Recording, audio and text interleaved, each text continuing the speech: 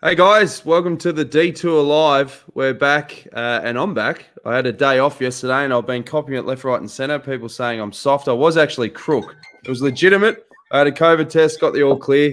I'm joined, as always, by four-time national road champion Johnny Trevorrow, and we're joined by Matthew White, who's the head sports director, obviously, for Team BikeExchange. And we might as well get straight into it. Because Whitey, there's obviously a big talking point yesterday with the unfortunate incident that happened out on the road with the team car and Deceuninck-QuickStep's Pieter Serry. Can you just explain for us, what actually happened? Yeah, so we were at the bottom of the final climb of the race yesterday, and we got a call up from the head commissaire, who's on the race radio, so we can hear the race radio. They said, BikeExchange, could you please come up to the car one, which is where the head commissaire is. And we didn't even know what it was about. And then when we got there, because of the new rules that everyone's talking about, the riders can't dump rubbish except outside the zones or jackets or all of these things. So one of our riders had given the head commissaire one of his thermal jackets because it was at the bottom of the last climb. We were unaware of this.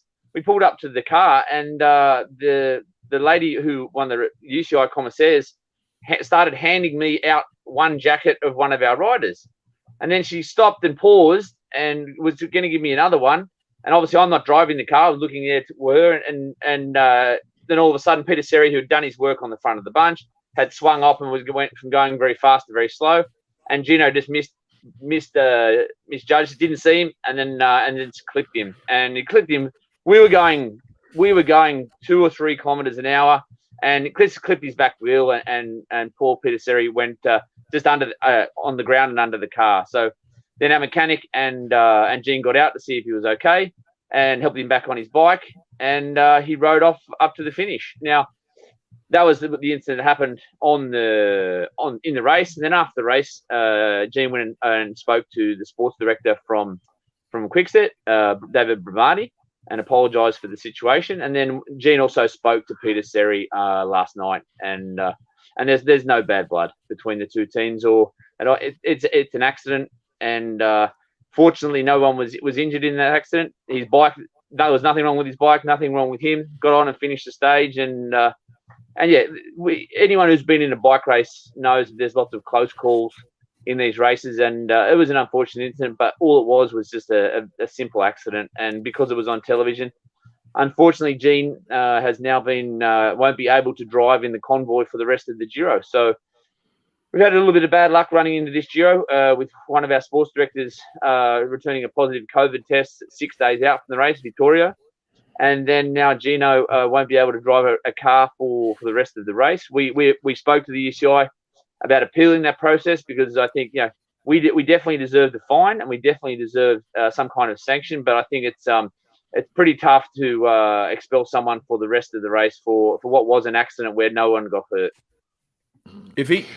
Well, when I read that he was expelled, I thought he meant he had to leave the Giro. So he can still be on. He just can't drive. Is that the situation? He just can't be in the race convoy. So he can still help with the planning and what we're doing in the race. He just can't be in car one or car 2.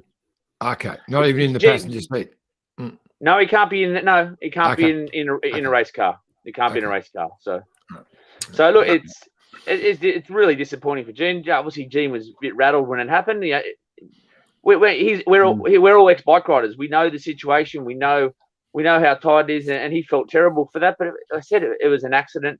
No one got hurt.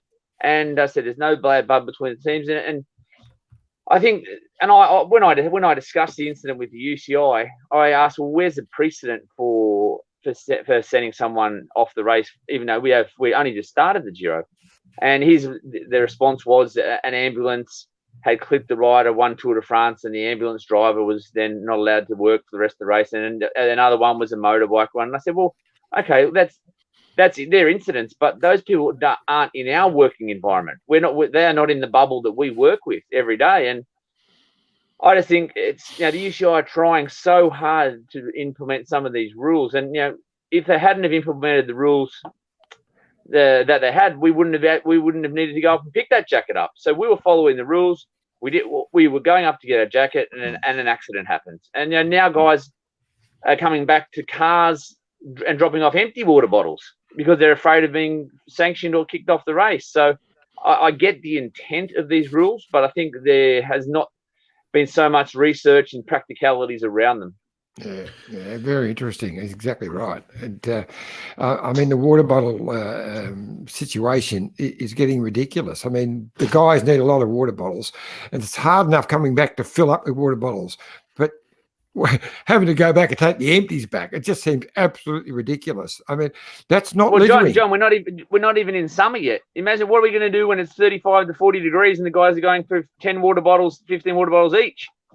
I do understand with the rubbish and that sort of thing, they've got some issues with the local towns and whatever. For sure. But hey, the water bottles are like gold for the people and the fans. There won't be any water bottles left laying on the side of the road as rubbish. They're not rubbish. The fans love to grab a bid on.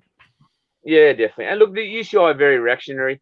You saw at Tour of Flanders, the rider from AG2R got thrown off Tour of Flanders for throwing a water bottle. And then, due to public opinion, they changed the rule. So now at the Giro, no one gets thrown off for throwing a water bottle. You get 2 warnings and then the third one. So, there's certainly not a lot of clarity around some of these rules. And I said the intention for some of these rules are fine, but the how they're implying the penalties is not across the board fair. And when you look at, it's another situation. Groenewegen got a 9-month suspension for what happened in Tour of Poland last year, and I read yesterday or 2 days ago that Bahani got a 2-month suspension for doing the same thing at a race in France. Now, that should be judged on the action of the rider, not what happens to the consequence. You know what I mean? Yeah, I agree. Yep, I agree. Whitey, do you think that the incident gives an opportunity to raise awareness for just how important it is for safety out on the roads with, motor vehicles and riders? Because, touch wood, you guys were going at a slow speed, but it just shows how easy these sort of things can happen. Yeah, for sure. But, Jonesy, you've been in team cars, haven't you, mate?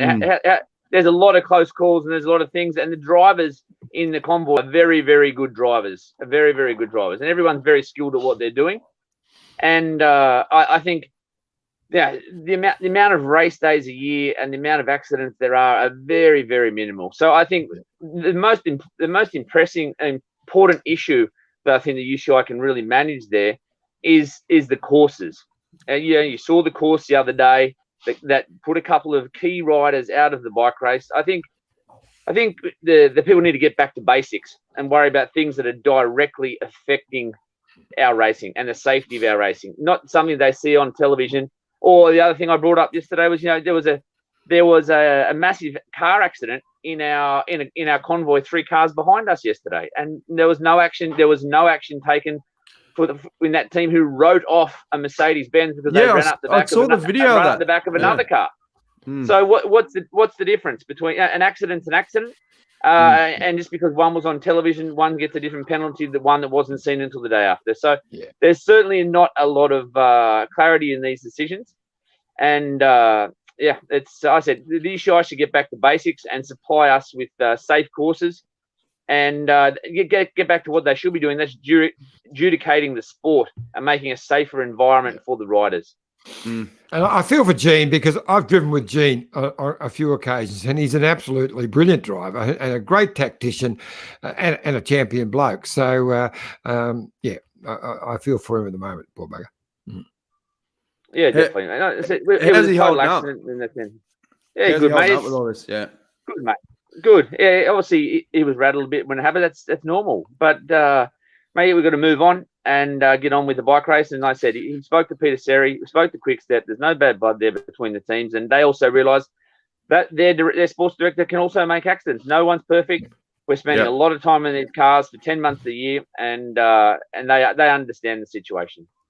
Well, back to the bike race, mate. It's it's another big stage. How's Yatesy after yesterday? He was still up there with the pointy end of the GC guys. Bernal's obviously looking really strong as well. Yeah. Look, mate, there's only 39 seconds between the between the best GC guys, or you can throw a blanket over the first 10 guys, where this is the end of the first week. As we know the Giro will be decided in the third, and we're in a good place there, mate. He's lost a little bit of time, but it's nothing serious. And I said, yesterday was one big climb to the final. It exploded a little bit in the last kilometre and a half, but Bernal's looking good. But as we know, it's a long way. It's a long way from here to Milan. I was impressed with Gino Mada, who won the stage from the breakaway, and it was pretty special considering Bahrain Victorious lost their big hitter, Mikel Landa, the day before. So it was pretty special. But I was impressed with actually his ride. They were away there all day.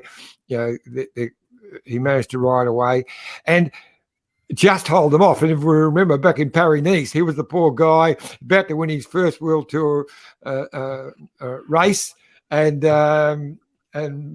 Pogacar ran him down in the last 20 metres. So, it was pretty good for him. Yeah, look, it was. And I think he can thank Matty Morich, his teammate, for absolutely drilling a lot of those descents and putting it all on the line for him. But I thought Gino Mader was going to get caught again inside that last kilometre, but Ineos just let their run a little bit too late there, and it was a great win for those guys, and really good for them to bounce back after the disappointment of losing Landa the day before. But we had some changes in temperatures yesterday. We had one stage, we started in maybe 17, 18 degrees. It rained, then we got up to 24 degrees. Then we got on the next rain. We had hail, and it got down to 8 degrees, and we descended from 1,500 meters down to 500, a 40-kilometer descent in the wet. A lot of guys got pretty cold down there. Then we started the final climb of the day. So it was the weather at the moment. It's been pretty hit and miss, and the long-term weather forecast for this week is more of the same. We're sitting in perfect sunshine at the moment. And but there's still, I think, there's a chance of rain every day in the afternoon with some afternoon storms. So anyway, one day at a time. We've got a flat day, one day for the sprinters today, and we'll get through that first. Is it some? I was just going to say with the GC, is it something that some of these guys have to train for, racing in the cold? Because you look at guys like George Bennett, and his Giro GC ambitions are over, and they're sort of citing it that he just can't handle these cold conditions. Is this something that these guys actually can train for? They can. The same with hot weather conditions as well. Some people, like, remember Svein Tuft, he could, everyone would be wearing thermal jackets. He'd be getting around with a light vest on. He took the piss, though. He'd be having those showers in the creek. But his body exactly. Yeah. But on the other hand, Sveino couldn't handle the heat, could he? So some guys really, really function well in different conditions. And as a general rule, someone like George Bennett, he's running at 2 or 3% body fat. He lives in Andorra, so he would get the opportunity to train in some cooler weather. But it just some guys really, really suffer in the cold weather, and some guys can excel in it. And same with the heat. Some guys, it's usually the skinnier guys, the little guys, they usually can handle the heat because they expire less. And whereas the big guys, they're losing a lot of body fluids in those really hot conditions, and that's a much more taxing effort for them. Now, on paper, stage 7 looks, pretty straightforward, but you look at the final. It looks quite technical coming into the final finish there. What are going to be the instructions, particularly for that final part? Well, it's like always when you got a GC team, the number one is to get inside the 3K to go banner. That's obviously that's where the safety begins. And then the nice thing about this circuit, I dare say it'll be another pretty hectic final. Hopefully not as hectic as 2 days ago. But there's a little climb there at 1.5K to go, which I think is great for us because it's actually a point there that the sprinters they might drop back, or someone like Yatesy or our smaller guys can move up into position on that ramp because some of those big guys will be going into it pretty pinned. And I think that little ramp there will it'll take a fair bit of edge off the sprint teams for the finish. All right, mate. Well, obviously, after this stage, there's a couple of monsters coming up. So, all the best today. Hopefully, everyone stays safe, and we'll check in again tomorrow for a big weekend ahead at the Giro. Okay, no worries. I hope you're feeling better. Thanks, I hope you're getting over your flu there, Jonesy, quick. All good, mate. Talk to you in I'm on 24 hours. Vitamin C's, mate. Vitamin C's. Start eating garlic cloves, mate. Garlic cloves. Mate, I still remember those days when they were just having bulbs of them, and Damien Housen sitting up the back of the bus there, just fogging those screens. And there was all talk about UCI regulations. There was almost like garlic tests daily for the riders. That was next level. Good stuff. All right, mate. Well, I think he's frozen. Frozen it's very funny. Look, yeah, he's loving it. Well, that was sports director Matt White. Before we bring on the two Scots, we're going to have a quick word from our great mates at BikeExchange. Look at this bike. You think it's just a bike, right? But it's not. It's a bike. 374 people are looking at. This guy, this girl, them, all looking at it. People from here, there, and wherever this is. People that are looking for a bike. Or just a piece of it. Amateurs, semi-amateurs, and pro-amateurs. This guy wants this bike, but with this crank and these bars. This could be the perfect match. But not this one. This girl has a bike to sell, and thousands of people might purchase it. Eyes on Bikes help grow small businesses. His, hers, yours, and the latest data and insights help those businesses keep moving. We are the world's #1 bike marketplace, with over 500,000 products and 900 brands, where buyers and sellers are brought together in a place where a bike is never just a bike. BikeExchange, where the world buys, sells, learns, and rides. Thanks again to our mates at BikeExchange. Now, before we bring in the two Scots, Scott Sunderland and Scotty McGroy, what are your thoughts on everything that's happened? Iffy? Look, like you, Dan, we've been in the team cars. I've driven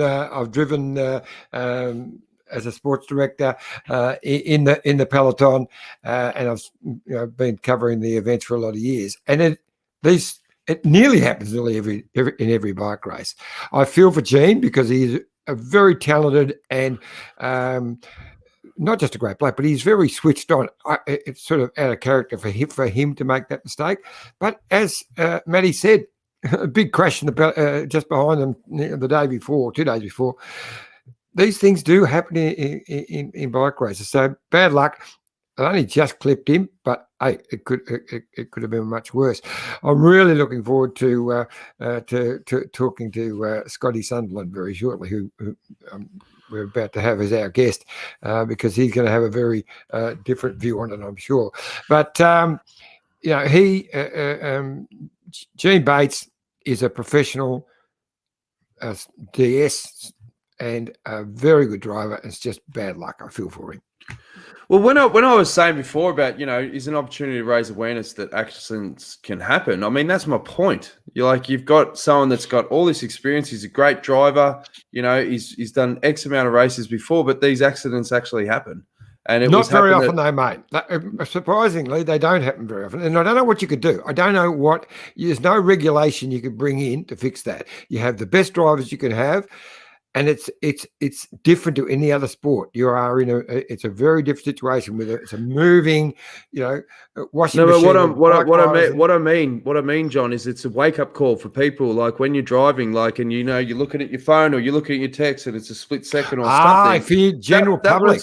General public. That was my whole point. It wasn't for the people in the race. It was a general public thing. Yes. So it's like if that can happen in a race at 4K an hour, it can happen out on the roads, which could have devastating effects, as we all know. Everyone knows someone that's connected with an accident which doesn't have that result. That was my point. I might get you to talk to my granddaughter, who has a little bit of issue of concentrating on the roads. Well, there you go. What I'm saying is use it as a wake-up call, people out there. Anyway, enough of our banter back and forth. It's time to bring in Scotty Sunderland and Scott McGrory. Fellas, welcome back to the Detour. We'll start with you, Scotty Sunderland. What were your thoughts, obviously, when you saw the incident yesterday at the Giro? You've had experience yourself. What was the overriding emotions when you saw that? Bugger. Yeah. Look, Yeah, I do know Gene, known him for many years, and like with all my ex-colleagues now from my time as being a sports director, this is not what you want to have happen. Far from it. And I'm sure that Gene had no intention of this to happen. Just as you guys were just mentioning, a small lapse of concentration, it can happen to anybody. It does happen all the time in general public. In races, fortunately, it doesn't happen. Very, very rarely it does happen. It has happened. I've been a witness to that, unfortunately. But yeah, it's unique situation, unique circumstances. But just proves again that everybody, even the most professional drivers, most experienced drivers, are vulnerable for situations like this. And that one split second could have been a lot worse. Luckily, Pete was okay. He could jump back up and finish the stage. So thank God for that. Well, Scotty, just to go back, I mean, Dan mentioned that you had a similar incident, but let's go to that. Let's go. So, what year was it, Scotty? Amstel Gold, April 98, and Amstel 98. Gold race. Yeah, I was thinking around just before 2000. So, Amstel 98, you actually got hit by a driver, DS of another team, who was your former DS, in case Prem. Only you didn't get out of it near as lightly as Pieter Serry did. You actually knocked around a fair bit. So, just take us through that, what happened to you at that time.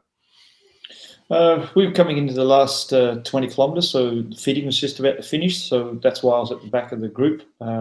Pieter was just getting his water bottles and last instructions from Preem, because we didn't have radios at that time, or very few did, and it was always nice to get that last little bit of a chat. So definitely we'd just come out of all the climbs, and it was a different parkour at those days. So we had a bit of a flat section. So we were all just trying to grab a last water bottle, gel, etc. And so for Peter was getting his bottles, and I'm waiting at the last of the riders to get my, waiting for my car to come up to give me a bottle. From Peter went to come back into the enter back into the group. And that's where Preem lost concentration, was too focused on him, didn't see me, or claims he didn't see me, although he did see me looking at the window afterwards. That was proven in court, and hit me. But yeah, as you mentioned, we were doing closer to 50 k's an hour than that 5 k's an hour with Pete yesterday. So yeah, my injuries were almost cost me my life. So yeah, it's still quite a bit of an emotional thing for me, but it just proves how quickly it can happen, though. Yeah, and I don't think Preem actually stopped either, which is another another thing. But this is the amazing thing of that. So that's 98. So that's 23 years ago, and it's still in the courts. Yeah, look, there's some things going. That's a bit of a tactical reason why that is. Okay, I mean, he's already was found guilty then. He was sanctioned from the Dutch equivalent to Cycling Australia, so the Dutch Wheel Federation. And he was lost his license to be a sports director anymore. Not just from that, he also spent time in jail in France due to things that happened in that year of Festina. So, yeah, he spent some time there. So he was eliminated out of the peloton. His arrogance also made him a very difficult person to work with. He'd been instructed by the chief commissaire at that time on 3 different occasions to get out of the area. So he's putting the other riders at risk and was not following instructions from commissaires. So, yeah, all in all, he just failed to listen to commands and follow the rules and regulations. So he was no longer allowed to be in the peloton, which is a good thing, I think. Scotty McGrory, I'm sure you're going all quiet there, Dan, but Scotty, I'm sure you got something to say. Just obviously back. I had myself on mute. He's back. What I said is it's a real light-hearted intro for you, Scotty. We bring up all this light stuff, and you weren't responding. You're just there with a still face. I thought, geez, have I hit a nerve? What's going on? But I was on mute. Yeah, that was a bit of a throw in the deep end sort of thing, but it's still a touchy one. I I mean, that turned my whole career around, guys. I mean, this is at a point where, just come off the back of winning a couple of races at the beginning of the year, getting some good results, and 11th in Ghent-Wevelgem, 11th in Tour of Flanders, 17th, I think 16 or 17 in Liège-Bastogne-Liège the weekend before, and then come to Amstel, where I'm still in the hunt for a podium place. I won't say victory, but at least a podium place again, or another top 10, and to pretty much take me out for 2 years, Well, as downer it is as it is to talk about it, it's relevant after what happened last night. Things, and listening to John and Dan, you guys just before we came on, just talking about how it doesn't happen very often, but when it does, it can be that serious. And for Scott, it was career changing and almost life changing. So. But at the same time, like we know that, and Scott alluded to it. Or more than alluded to it, but Preem was pretty arrogant, as one of the older statesmen back then in the peloton and being a former professional and all that kind of stuff. That's not the case with Gene Bates. Gene Bates is one of the nicest guys you'll ever meet. And I think generally, just to back up the conversation, even Whitey was saying about how good the drivers are, we're not talking about like Formula One racing car drivers here, but we're talking about ex-professionals, ex-riders that just have that eye for their surroundings and normally their peripheral vision, and they understand the flow of a peloton and the riders and what they're doing.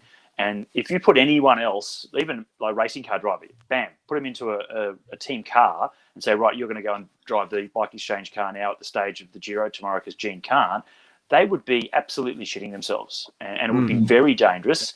They're brilliant car drivers, but not in that environment. And that's what we do have in the peloton now. You're 100% right there, Scotty. The drivers, the UCI also brought in some other protocols. Let's come back a bit. So from that time of my accident, Case Preem was the team director, but he was also driving the car. That doesn't happen anymore. That's already been quite some years, already back from the early 2000s, not long after my incident and a few other incidents that followed afterwards, is that all the sports directors, the leading sports director has to be a passenger. He cannot be driving and giving instructions, et cetera, all at the same time. Especially now we're all working with iPads. They've got Velo Viewer. They've got all this other data that's coming in. They're actually able to put things onto the head units of the riders, messaging when a climb starts, feed zones, et cetera, et cetera. So there's a lot to be done in the team car, hence why there's a driver designated to purely drive the vehicle, steer the vehicle, listen to radio instructions, which are coming on Radio Tour, but very little else. Not bidden, which is going out the window, etc. But other than that, full concentration on driving. The other thing is, ex-professionals, you've got that sixth sense, you've got that feel to it. You know what's happening. I still remember with Carlos Sastre, we're following after he won the Tour. I was doing the Tour of Spain with him, where he finished third. But we had Danny Penderosa as a guest. He's a good friend of Carlos's. Superbike MotoGP. He couldn't believe it, the way the riders went down the climbs and how we chased him down the descents following these guys. He said, you guys are nuts. And this is coming from the guy who does wheel stands at 250 k's an hour. So, it's all relative to the situation. And once again, Gene Bates is a hell of a nice guy. He's been doing a great job. He's got lots of years of experience. But, shit can happen, and it just does. So, fortunately, it doesn't happen too often. Just on that note, over the years, I've brought a lot of people over to the Tour de France and to the Giro, guests, VIPs, and who have absolutely loved coming to the Tour de France, to go to the village. But the thing that they all talk about, the ones that get that great opportunity to get a day in the team car, that's the thing they never forget. That's the minute you mention it, you run into them. Again, they bring it up straight away before they talk about anything else, before they talk the great wine bars or anything else. It's that day in a team car. They never forget it. Well, I've had guests in team car with me with my time with CSC, and some of them absolutely loved it. Some of them was like, well, that was my scariest ride I've ever had in my life, particularly in the Alps or in the Dolomites. It's an unforgettable moment, and it's quite surreal. First of all, being a rider, being able to do what you can do and what happens in the peloton, but then to be in the convoy of the following the riders down the hills and climbing, etc., etc. pretty amazing experiences. And look, Velon do a great job with what they do with the team directors and with the riders' footage and stuff. And I think now we're actually able to see a little bit more of what's happening in the peloton. And you know, Dan, from the time you've spent with Green Edge, you know, on the road doing your backstage passes and stuff, you know, all that sort of thing that's happened in the years, giving people an insight of what it's actually like in the guts of it all. Oh, mate, I had many days in the car absolutely shitting myself. That was just daily. And are you trying to play Candy Crush with Steve-O? Like, you know, it was terrible. You get, like, splitting headaches. What were you going to say, Scooter? It's those hangovers, mate. Those hangovers in the team car the next day. It's terrible, That's aren't they? No, just recommended that one. People, no, I had people coming into cars. I remember I did the Tour of Austria with an Australian registered Pro Continental team back then, and the owner of the team hadn't been to any of the bigger races or better races in Europe. And now I know that he had this very, very luxurious sports car back in Australia, and I assumed that, you know, he was pretty good at you know, being in the car and didn't mind it. And it was just on one of those little tricky descents on a finishing circuit, narrow roads, riders had been dropped, they're coming back through the convoy, you're trying to keep up with the cars in front as well. It wasn't that dangerous. It was just so much out of his comfort zone, plus grabbing on the radio, talking to the riders while you're driving one-handed, doing all this as well. And he literally reached over, grabbed me by the arm and was screaming, like absolutely squealing. He was so scared of what we were doing. And that made me scared because, you know, it was every 10 cars doing the same thing. Well, we're not doing anything out of the norm. But, they're just not used to it. So the danger now is who does replace Gene? Because they take him out on safety grounds, and then we have to have that another driver in there. They have to be approved, obviously, by the UCI. But what if they're a really inexperienced driver that then replaces them? So that could in itself create more danger.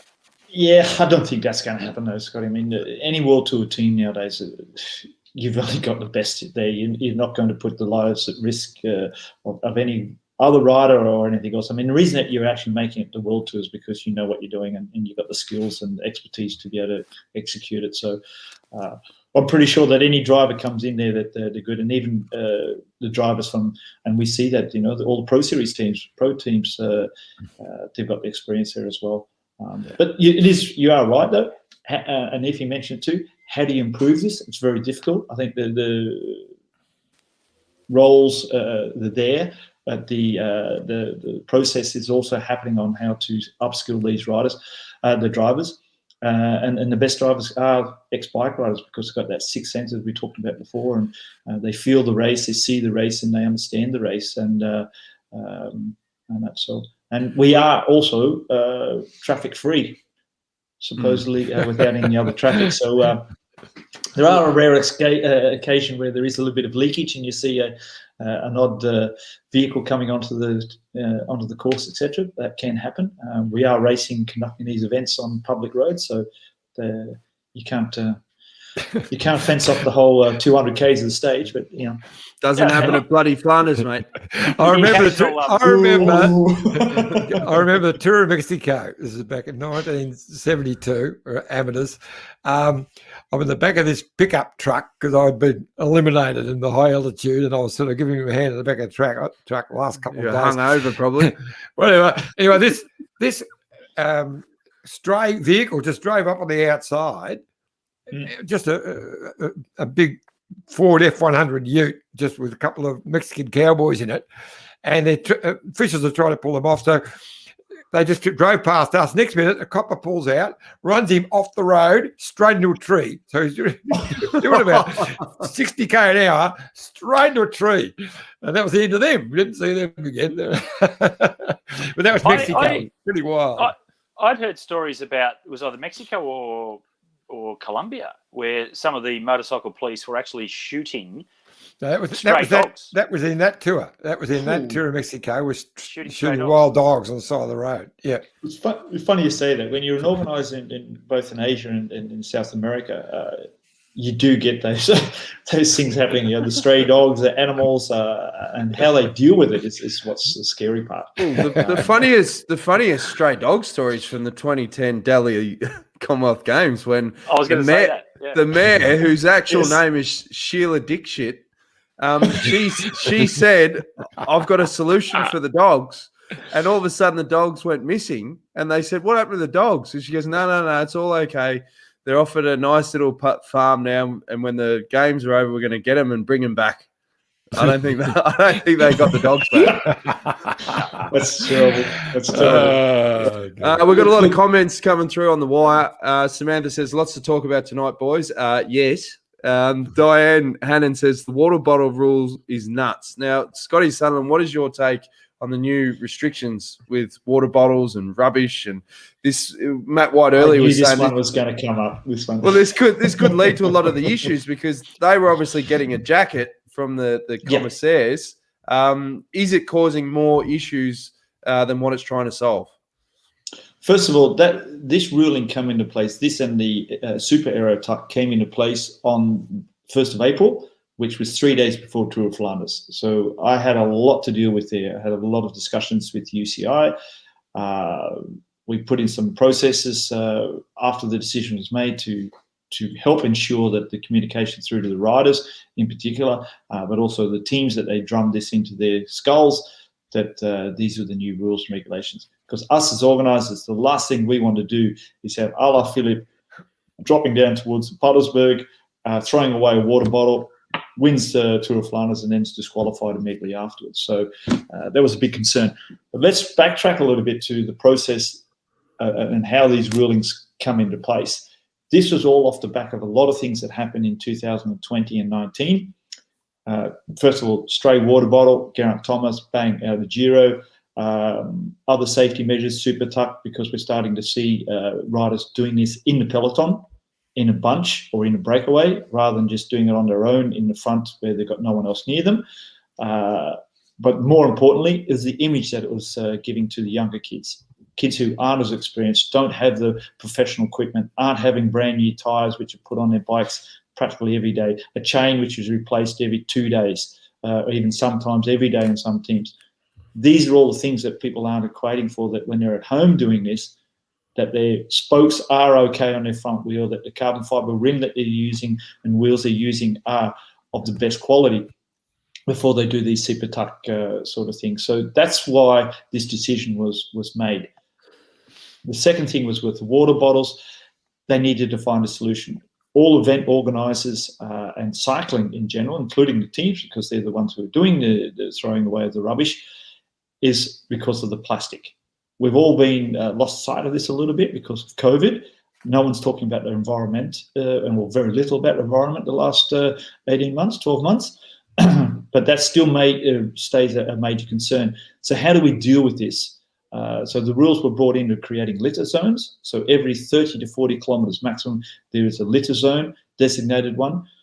We give all this information as organisers through to VeloViewer. They then give it through to the teams. So the teams put it on the head units of the riders. So the riders know exactly when there's going to be a litter zone so they can throw rubbish away. There is that whole thing of creating this new way of thinking of not throwing water bottles to kids or to any other spectators, which was the norm beforehand. But unfortunately, when we see in the images, and you guys get this, you'll see a rider throw a water bottle away, but you don't see where it lands because the TV shot is on the rider. But there could be someone standing over there or to the left or to the right, and you know it's going to be picked up. But to the people who are not cycling savvy and don't have that knowledge, are thinking it's just going away into nature and this water bottle is going to be there polluting the environment.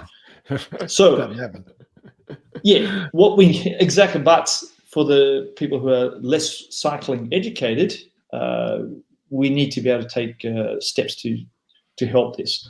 So, to again take the next step is that this was all taken into a meeting. These meetings was consisting of CPA, so it's a Professional Cycling Association, with all the riders represented. Philip Gilbert and Matteo Trentin were the two representatives. Then you had AOC, which is the race organisers organisation. Then you had AIGCP, which is the teams organisation, and then you had the pro teams association from within the UCI. So they all discussed these situations, and this is the protocol or the way they felt, the steps they could employ to help this situation. And so everybody had input on it. What is actually not nice to see is now how the riders are attacking all these decisions and how they're not understanding it when their representatives at that point were part of this decision making. Same with the teams and same with the other organisers. So it hasn't been, I'm not forgiving UCI about how this is going, how it's managed, but it's been a long process to be able to get it to this point. And that gives you a little bit of background on the water bottles. At the end of the day, yes, kids are missing out on getting water bottles. No, John, Scooter put his finger up first. Respect the finger. What people also forget is Tour de France, Tour of Flanders, Giro, these races, massive amounts of spectators. You go to Tour of Poland, Tour of Turkey, Jayco Herald Sun Tour in Australia, and there are not many spectators at all out on the road. And if you've got 120 to 200 riders all throwing their bottles away out in a field in the middle of nowhere, there are no spectators to pick them up. So at the big races, sure, a lot of that stuff, that's memorabilia. People love it. But as soon as you go to that next tier level race down, no, it's just litter. It just becomes litter. And look, John? guys, oh, sorry, John, go first. Oh, no, you're right. No, look, it's just that. Look, we're talking about in Europe on the big races there, and the drink bottles. I don't think the bins should be counted as litter because I've never seen one laying there for more than 5 minutes. As people they fight with each other to get the drink bottle. But just before you guys came on, we were talking to Whitey, and Whitey said the biggest issue is, the rider comes back and he gets all the water bottles, but then they've got all the empty water bottles. Some of them then go back to the car again to take empty water bottles back. It's creating another safety issue. Well, John, it brings up a good one because as organisers, we're also looking at how we can help this situation. And one of the things was creating a sort of a bin sort of system on the back of a motorbike. But we've just gone through the process here internally at Flanders Classics events, and the same for the races in Australia, like Cadel Evans Gross and Road Race. I don't want vehicles. I'm trying to eliminate the vehicles down to the bare minimum to have in the race.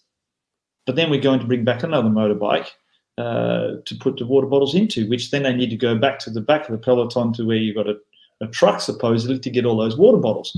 So, I mean, you're looking at 25 teams in a race. On a warm day, they're probably going to drink about 8 to 10 bottles each. That's a few bottles and a few trips for this motorbike. So, how do you deal with it? And then come back to the clothing and all the rest of it. It's not easy. There's no one solution. One suggestion is, what if they made it out of this biodegradable material that if that does end up in the forest, it melts down after whatever? Well, there is that does exist, and it's probably Scotty's going to say the problem that they found was that the bottles were not strong enough, and they would leak. The riders would squeeze them, and they just explode all over you. So it's been able to get the right composition in the bottles when it's biodegradable. Well, most of them are biodegradable, but it takes a couple of years. About 300 for most of them. So if you go back a bit further, John might have the solution, because now Melbourne to Warrnambool, and I've heard you talk about it before, John, 270 kilometre bike race. How many bottles did you take, or how many bottles did you consume back in the day during a race like the Melbourne to Warrnambool?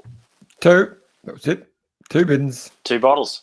That's it. That leads you start with what you've got, and that's it. You've got to get to the end. We were tougher back in my day, mate. One was Scotch, then one we're going to was start bourbon. giving pumps and tubes, mate, and they can start doing it. Right? Let's get the whole hog. And wooden rims down the front of your jersey for all your wooden food. rims. Could you imagine how exciting? Imagine how exciting it would be if, how every year on the Nationals course there's someone that does that target where they want people to throw the bottles into the target instead of the intermediate sprints where you get your 3, 2, 1 seconds. It's just bullseye, and if you can get it in the bullseye, bang, second bonus, it'd be unreal. So we're going to be looking at recruiting sprinters from baseball in the US then, mate. Being in Victoria, Dan, it'll have to be a handball. So you have to do handball. That's right. It's AFL territory. Any of the races in New South Wales, you'll have to actually 2 hands, rugby style, throw it in. Now listen, we're starting to ramble on for a bit. Now, Skip. Now, 2 days ago, well, I've been in charge for 1 day, and I'm getting carried away. But 2 days ago, 3 days ago, we decided to get Scott Sunderland on. we didn't know that there's going to be the incident that happened yesterday. We got him on to talk about his amazing role running the director sportive of the Flanders Classics. So tell us about it, mate. Congratulations on another great effort. Yeah, thanks, Iffy. Thanks. Yeah, being race director here in events for Flanders Classics is awesome. Being ex-rider and still being able to be amongst it and be in it is ticking boxes. I mean, just absolutely love my job. But yeah, it's been a great spring, very successful. Another spring without spectators. When you're starting to promote people to stay at home instead of coming to watch live, it's completely opposite direction of what we're always trying to do, and getting particularly around also missing out on mass participations. But it's been a great spring, very successful, very happy with how it all went, and we got accolades as well from all the health departments here and on how it was all run, and very safe and COVID proof. And got a couple more to go.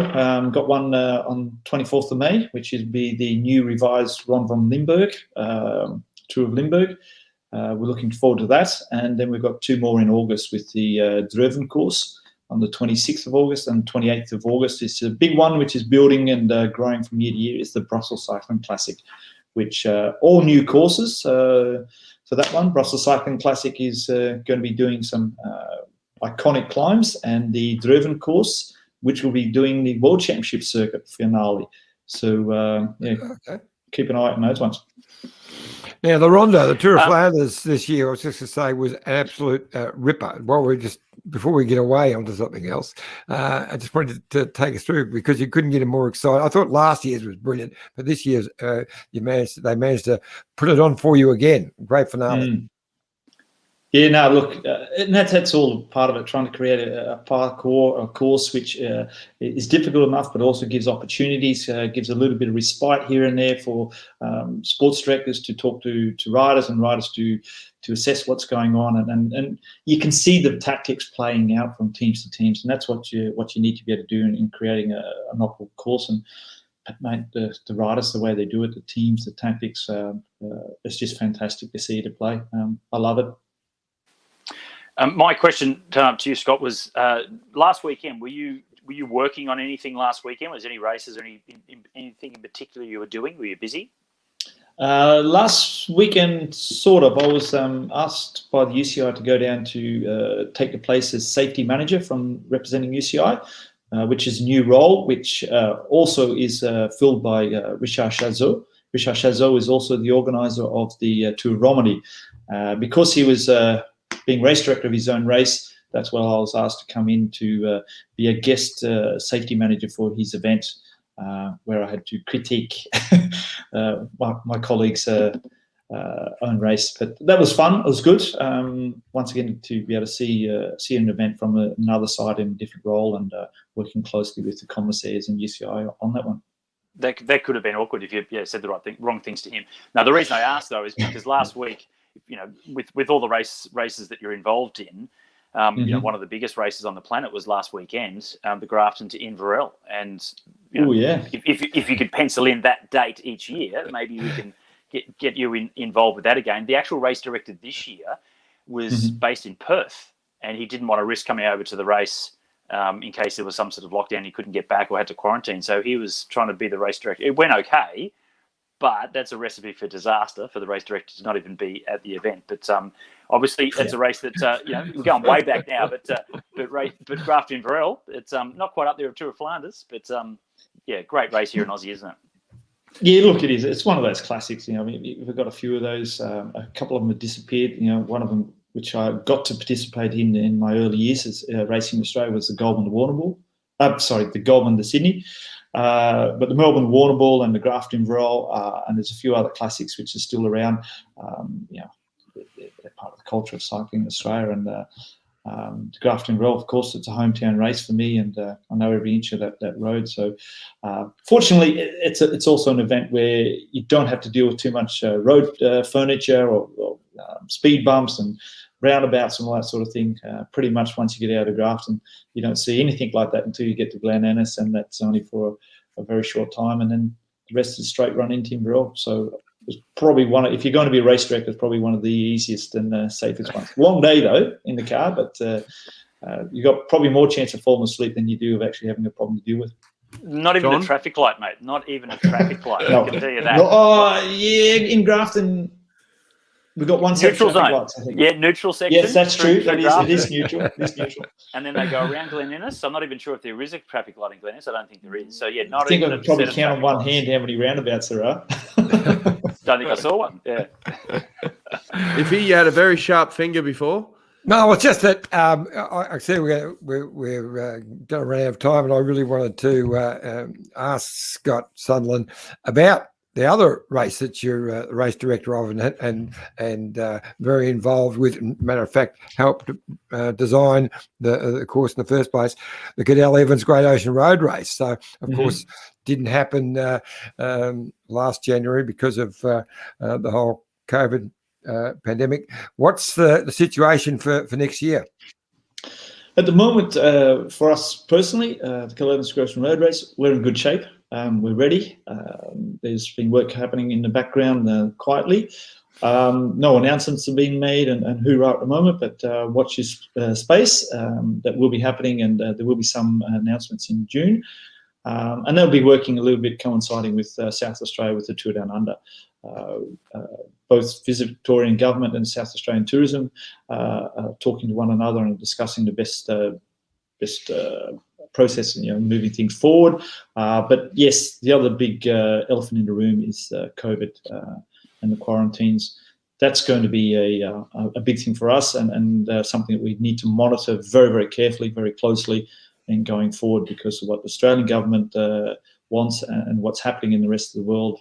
We're talking about vaccine passports and freeing up travel and movement across Europe and internationally for those who've been vaccinated and what types of vaccines they've had and PCR testing before you get on a plane and PCR testing on arrival and trying to limit the amount of quarantine time down to 7 days, which becomes far more doable and let's hope that we can get to there. But definitely, mate, working hard or starting to turn up the gas on that one for the Cadell Evans Great Ocean Road Race 2022.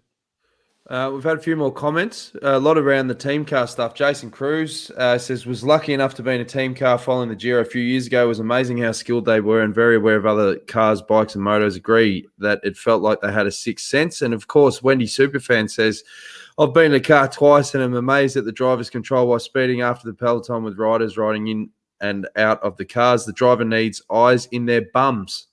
That's right, Wendy. And Christy says, Scooter put his finger up, respect the finger. That's right. We do respect the finger in the process here. And Wendy wants to know, Scott, do you think Flanders will be able to have spectators next year? I certainly hope so, Wendy. Certainly hope so. Flanders Classics has reinvested a lot of resource and money into running the events very close together because we sort of run both lots of our classics events pretty much back to back. So we through October and a quick turnaround to be back with our next event, which was Omloop et Nieuwsblad, the last weekend of February, followed on with the rest of our races. So yeah, part of the business model of being able to run these events is having spectators, both from VIPs, so people being in hospitality, selling those packages, but also having tourist groups which are coming in. And also the mass participation events. I mean, Tour of Flanders on its own has about 30,000 people participating. So there is some revenue there. It's great for the public as well. Of course, that's why they're there to participate.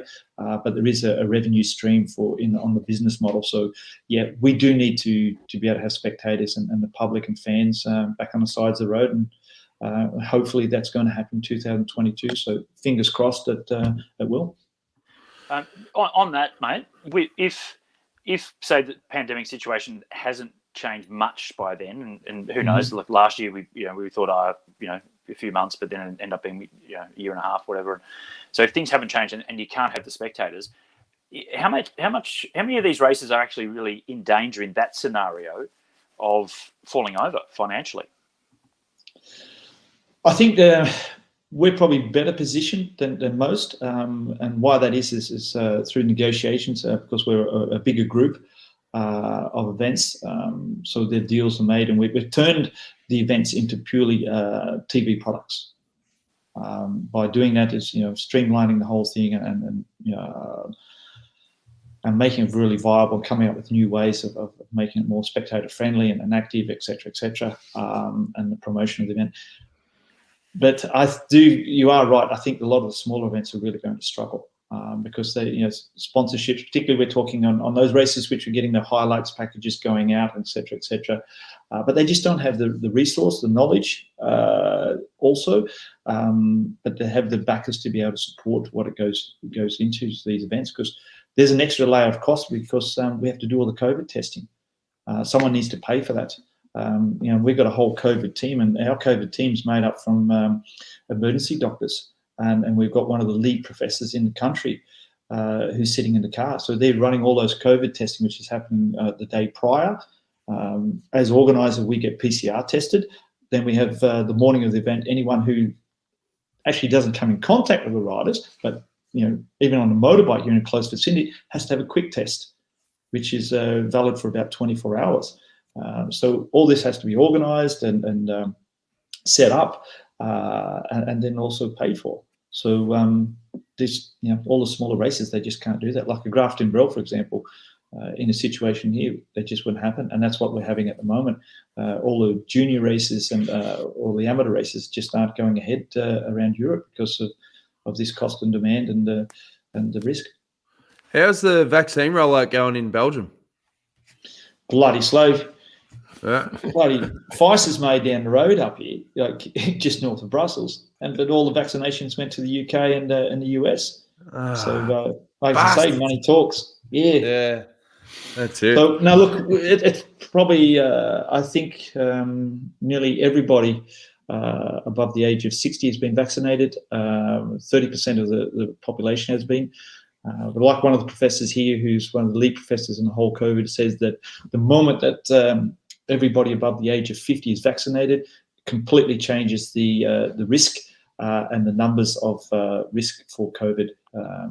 So we're hoping that once that happens, and I'm pretty sure that's going to be the same thinking in Australia and across the world, as everybody above the age of 50 being vaccinated as soon as possible, and then working our way through to risk patients, then we're going to be in a lot better state. And hopefully that happens sooner than later, and that comes back to the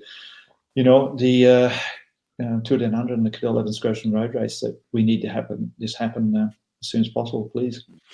Well, I'm just over 50 and I've been vaccinated, so all good. Yeah, as long as you're all right, John. Now, boys, before we wrap things up, obviously the Giro's going on and things heated up yesterday. Scotty, I want to get your take. Who do you think is really at the pointy end for the GC now? Who do you think is showing the cards and looking good? Look, I think someone that hasn't been mentioned is Dan Martin. I mean, Dan, you never know really how it all goes, because he's not the best of bike handlers and sort of always gets himself caught out in crosswinds and so forth. But I think Bernal at the moment showed that he wants it, and he was strong.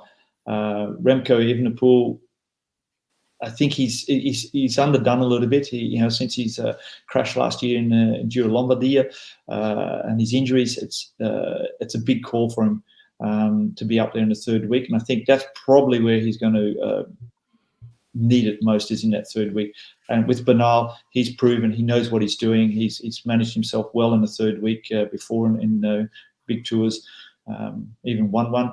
So he knows what he's doing. He knows what happens. And the best thing, most importantly too, he's got a team which totally knows how to manage him and support him. What do you reckon, Scooter? Hard to go past Bernal, isn't it? And the two hill stages we've had, he just was so comfortable. When Lander attacked the other day, and he just jumped across, like it was no effort at all. And then last night, coming up towards the finish, he went out. He hit out early. No one tried to counter him. Like, it looked as if he backed off, and everyone was looking at each other. But I think he was just tapping out a 90% tempo that no one really, and it's different when you're watching on TV, because when you're in the race, you know exactly who's reacted quickly, who you can feel and sense has so much more to give.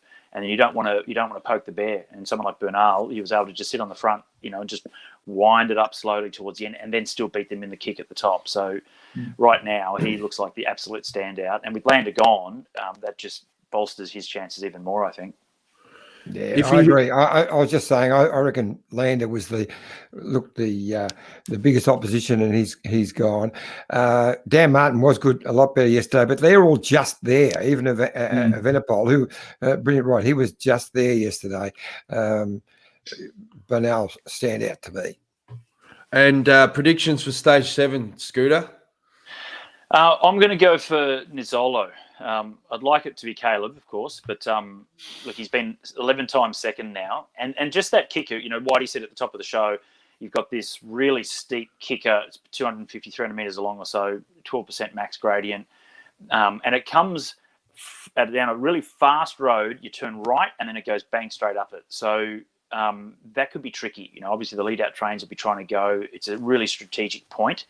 So we'll see what happens there. I think it's still going to be one of the fast guys, but someone like Nizzolo, maybe this is the interruption to the finish that he needs to be able to get the bloody win that he's been chasing. So it'd be great for an Italian champ like that, and European champ, to come away with the win. So I'll put some money on him for tonight. Yep. We've had a couple more comments. You like this one, Scotty. Scotty Sunderland is an absolute legend. Good on you, Samantha. We've had another one from Patrick Varus, says, great insight into the production of cycling events, managing risks and collaborating with stakeholders.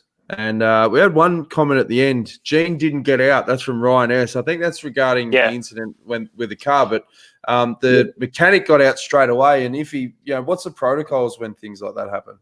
Usually. Well, the driver's not supposed to get out, but Gene did get out. Gene was, if you look at the replay, Gene was standing on the side of the road, so he did. They were both got out of the car. So the mechanic, that's Gene there. I'm pointing it to it. You can't see my finger. Yeah. So it's a mechanic at the back. They're pretty happy to be on the bike. Johnny, what they might be thinking is that it's Matt White sitting in the car still in the passenger seat, because of course they're on the other side of the car in Europe. So that's right. The driver did get out. No, Gene definitely got out of the car. Yeah, and you are right, Iffy. The protocol is, and that's always in all my driver briefings prior to events, is that drivers should always stay in the car, in the vehicles. There are also drivers in other vehicles, just for a little bit of FYI. All drivers have got a whistle and a yellow flag. In case there is an incident, they can come, get out of the car and become a signaller as well. But in the team cars, they should, and then most other vehicles, particularly for the motorbikes as well, they need to stay in their position, because the vehicle can become an obstacle. And if it does need to be moved, the driver needs to be in the vehicle. Yeah. Well, there you go. Good explanation. Anthony, you want to add before we go, Iffy? Yes, well, you haven't asked me my selection, so I better give it to you. So, what do you reckon? I think boring. He's the fastest.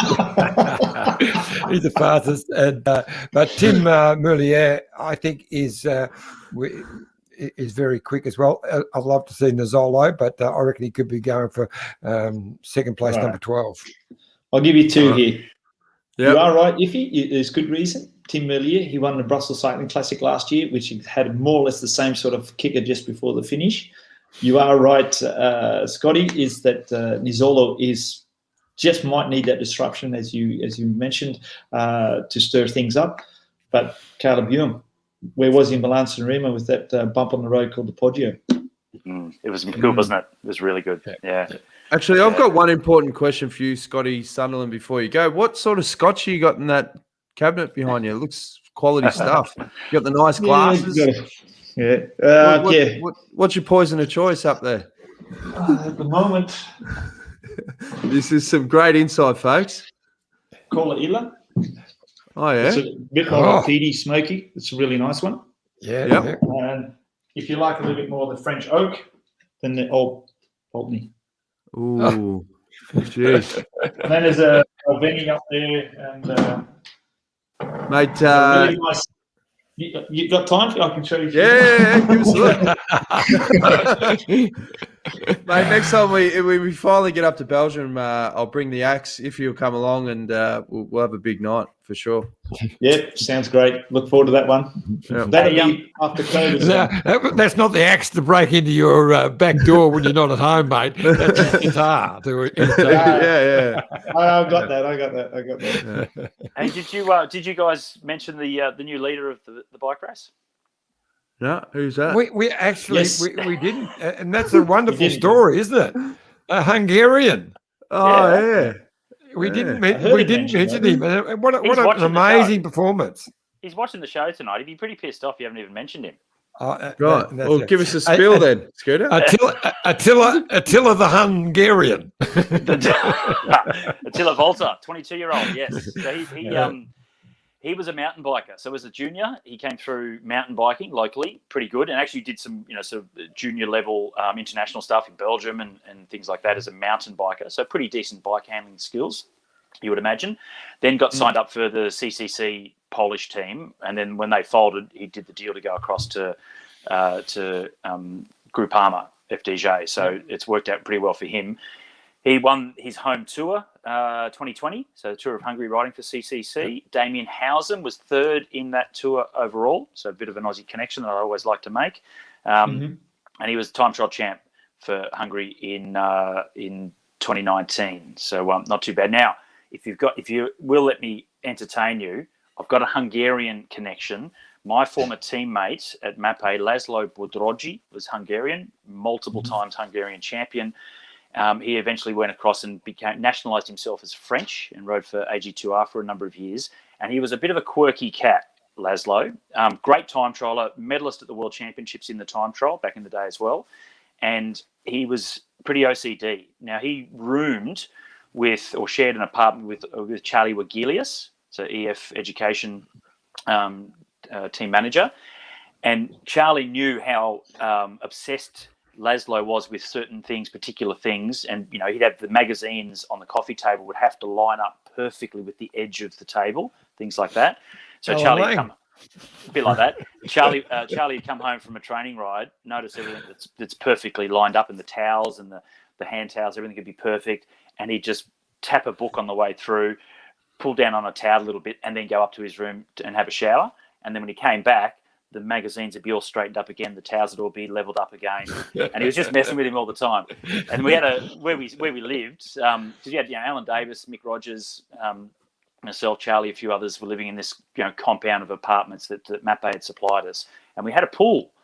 And on a rest day, we're all sort of out around the pool one day, and Laszlo came out. He didn't speak very often. He didn't say many words. He could speak English, but chose not to. And he'd walk out with his budgie smugglers on, towel over his shoulder, and then with a Magnum ice cream. And he'd walk up to the pool, put the towel down, sit down, eat his Magnum, jump in the pool, do 4 laps, get out, roll over onto his back, jump in the pool, do 4 laps, get out, roll onto his stomach, jump in the pool, do 4 laps, get up, pick his towel, and walk off. And I remember thinking, seemed like a bit of a routine he had going on there. 1 week later, we're out around the pool.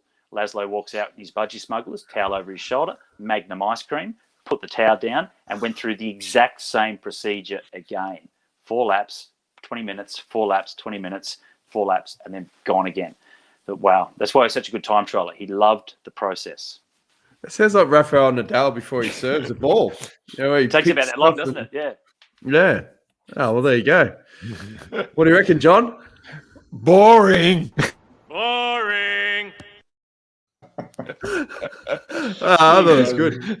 Oh, we're hopeless. No, anyway, good yarn, Scotty. No, Good it was. Before we go, obviously, follow us on youtube.com/the Detour Podcast. Like, share, subscribe. John, it's time to plug the Green Edge Outlet X Team Issue sale on Bike Exchange. Tomorrow, I'll see you all down there. It's 10 o'clock in at Bike Exchange headquarters in Buckhurst Street, South Melbourne. And sensational. There's a stack of old Scott frames, brand new actually, but some of them 4 and 5 years old, some of them 2 years old. And Scott sunglasses, shoes, amazing. Don't miss out. Are you going to offload any of your old books as well and sign those? No, we don't give them away, mate. We charge top dollar for those. Yeah. Okay. Can't All right. tell you. That's why you still got them. Yeah, that's it. Well, thanks for being on the show, Scotty Sunderland. Thanks, Scooter. Thanks, Iffy. I enjoy the stage tonight. It's on SBS, obviously live, so we'll be stay tuned for that. And we'll be back again tomorrow because it is a monster weekend of the Giro. We've got 2 massive stages, and it's really going to shake up the GC. So stay tuned for that. And tomorrow night, I'm not on again, Johnny. You're going to be leading the charge at 7:30. Are we going to go? 7 o'clock. Yeah, I've got a lot of my guests up yet, but yeah, all good. We look forward to it. It's a surprise guest tomorrow night. That's surprise right. to me and to everyone else. Whoever answers the phone. That's it. See you then. This is the